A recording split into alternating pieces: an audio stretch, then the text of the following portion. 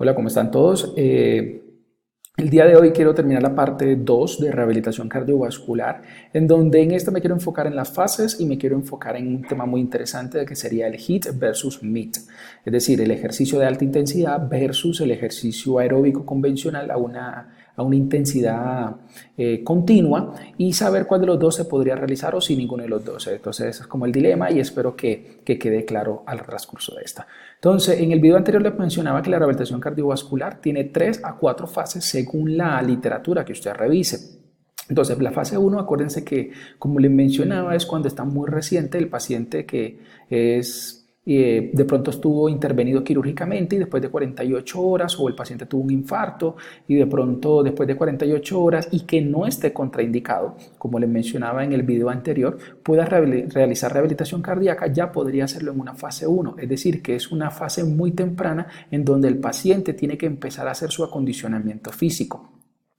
Es muy importante resaltar que la prescripción debe ser según el paciente. No podemos creer que el paciente puede dar más cuando realmente está dando menos. O en su efecto, que usted de pronto considere o se dé cuenta de que el paciente fue intervenido de pronto con una cirugía de corazón abierto, que de pronto le hicieron una revascularización miocárdica y usted de pronto diga, ay, como que, ay, pobrecito, el paciente no lo voy a poder intervenir bien. No, es según las necesidades y usted tiene que ser muy objetivo según la valoración que usted haga. Si el paciente tiene la capacidad y en su valoración fue una valoración donde el paciente está bien, puede deambular, puede hacer ejercicio sin ningún problema, lo puede hacer. Entonces tiene que seguir según las necesidades y según los avances del paciente, más no lo que usted considere a simple vista.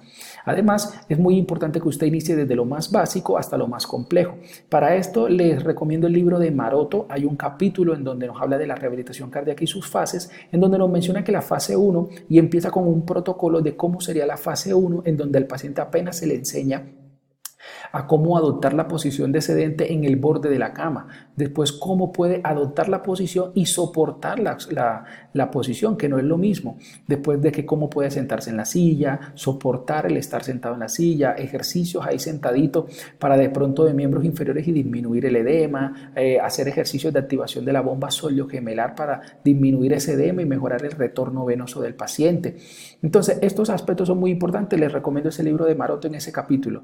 Y por lo general la rehabilitación cardíaca fase 1 va enfocada, como les mencionaba en videos anteriores, ejercicios respiratorios, de movilizaciones, estiramientos y poner a caminar al paciente lo antes posible, siempre y cuando el paciente lo pueda. No quiere decir de que tengo que ponerlo a caminar ya, no, pero es que el paciente tiene una safenectomía dolorosa, es decir, ¿para qué lo vas a poner a caminar si el paciente no va a poder caminar porque le duele, porque ahí le sacaron el injerto para hacer la revascularización? Entonces, en ese orden de ideas, lo más importante es ponerlo a caminar lo antes posible, siempre y cuando el paciente pueda. En una fase 2 es cuando el paciente pues ya viene él solito al hospital, bueno, solo no, pues puede venir acompañado, pero lo que digo solo es que ya le dieron de alta y el paciente asiste a rehabilitación cardíaca fase 2 para 3 veces por semana hacer su entrenamiento personalizado. En esta fase, el ejercicio aeróbico principalmente nos basamos en la frecuencia cardíaca máxima obtenida en una prueba de esfuerzo. Hay muchísimas fórmulas, pero en estudios que hemos realizado en mi grupo de investigación y en donde soy el autor principal, logramos determinar que las fórmulas de predicción de la frecuencia cardíaca máxima no son exactas. Entonces, lo invito también que de pronto revise ese tipo de publicaciones en donde fórmulas como el 220 menos la de Carboné, la de Tanaka y otras infinidad de fórmulas no son tan exactas.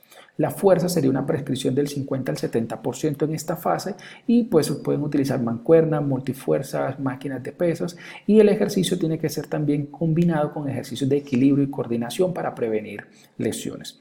En una fase 3 y 4 pues ya es indefinida, toda la vida el paciente tiene que hacer su entrenamiento. Puede ser entrenamiento 3 o 5 veces por semana, es una supervisión un poco más lejana en donde el paciente asiste al hospital o a la clínica cada 6 meses o cada año según como lo considere su médico de cabecera y el ejercicio aeróbico pues ya podemos aumentarle un poco más la intensidad si el paciente ya lo considera que él nos refiere que esté en óptimas condiciones y que sus estudios clínicos y en prueba de esfuerzo nos logren determinar esto.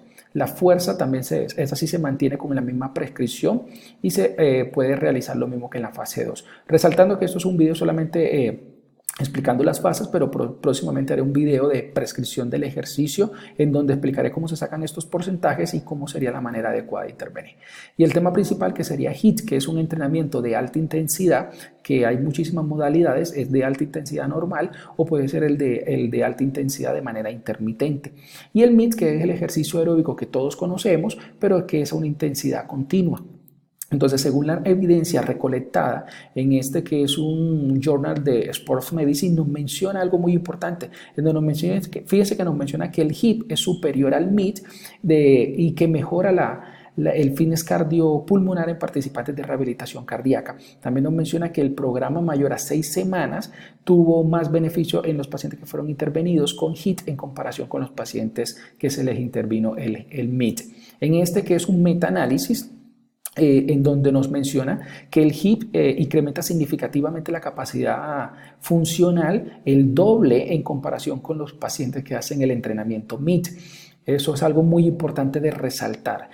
Además, en este otro ensayo clínico, en donde nos lograron determinar que un entrenamiento HIIT tiene mejoras en comparación con los pacientes del grupo MIT y que en efecto los pacientes que fueron intervenidos en este ensayo clínico con el entrenamiento HIIT tuvieron una mejora en su calidad de vida. En este otro estudio nos muestran y nos mencionan en sus conclusiones que el HIIT mejora el VO2 pico y que debería ser considerado como un componente con cuidado para pacientes con insuficiencia cardíaca con fracción de eyección reducida y que sin embargo el HIIT es superior al MIT comparado a diferentes protocolos isocalóricos, pero que el HIIT en conclusiones nos menciona que este artículo tiene mejores beneficios en comparación con el MIT. En este estudio, publicado en el American College of Cardiology en pacientes postinfartados, nos mencionan estas comparaciones y nos dice que un programa de 12 semanas de entrenamiento con HIIT y MIT tiene cambios similares desde el punto de vista desde la capacidad funcional y el índice de masa corporal. Sin embargo, el HIIT fue superior al MIT, reduciendo la composición de grasa corporal total y el índice de masa corporal y la circunferencia. En este que es publicado por la American Heart Association, que nos dice qué tan seguro es el HIIT en pacientes de rehabilitación cardíaca, nos muestra que es relativamente un riesgo bajo para eventos cardíacos en los pacientes que hacen el entrenamiento de HIIT. Entonces, con todas estas conclusiones que les menciono, podríamos concluir que la rehabilitación cardíaca, según los diferentes literaturas, puede encontrarla de fase 3 o fase 4. El calentamiento oscila entre los 60 minutos o a veces 1 hora y media, pero por lo general es de 60 minutos y está distribuido en 10 minutos de calentamientos, 40 minutos de entrenamiento aeróbico combinado con un entrenamiento de fuerza y una vuelta a la calma o un enfriamiento que oscila en los 10 minutos. Los parámetros para hacer una prescripción del ejercicio adecuado, que posteriormente en otros videos los mencionaré, sería la frecuencia cardíaca máxima, el VO2, los MET y la escala de Bohr para prescribir ejercicio. Entonces, con los resultados que obtengamos en estas variables, nosotros prescribimos la intensidad del ejercicio.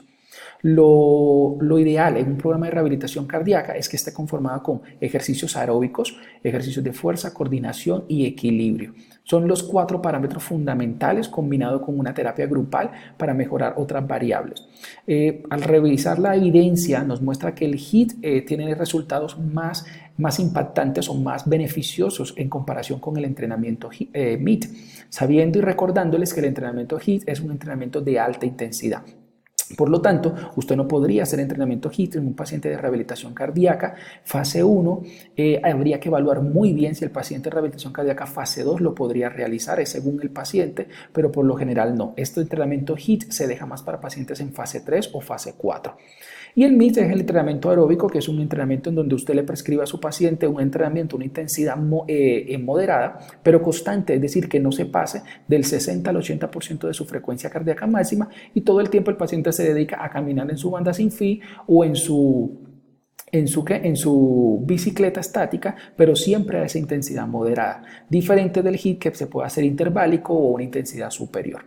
Hay que resaltar también que la evidencia también nos nos puede evidenciar, y por lo que hemos sabido de fisiología del ejercicio, sabemos que es demandante un entrenamiento HIIT, y con un entrenamiento HIIT a veces la gente cree que es solamente por encima del 80% o casi 90%, pero un entrenamiento HIIT tiene que ser obligatoriamente, por lo general, por encima del 90%. Y en un paciente que ha tenido un evento cardiovascular es muy riesgoso en ciertas ocasiones según las necesidades. La evidencia publicada por el American Heart Association nos dice que es un bajo riesgo, pero tienen que saber de que el ejercicio tiene que ser individualizado y hay que mirar qué tiene su paciente. Tiene signos de hipoperfusión, signos de congestión, qué comorbilidades tiene y qué tanto riesgo tiene este paciente, cuánto tiene su fracción de eyección. Determinarlo según el Colegio Americano, según la Asociación Americana de Rehabilitación Cardiopulmonar, determinar qué riesgo es. Si es un paciente de alto riesgo, pues usted probablemente no le va a hacer una intervención de HIIT porque sería un poco más riesgoso. Entonces, este entrenamiento HIIT es con cautela, pero ineludiblemente la evidencia nos dice que el HIIT es más beneficioso que el entrenamiento mixto. Solamente como recomendación, tenerlo en cuenta de que tiene que ser una evaluación individualizada, porque recuerden que la prescripción del ejercicio tiene que ser según las necesidades del paciente. Entonces, espero que hayan aprendido, que se hayan dado cuenta de esta rehabilitación cardíaca parte 2 y nada, quedo atento. Bendiciones, un saludo.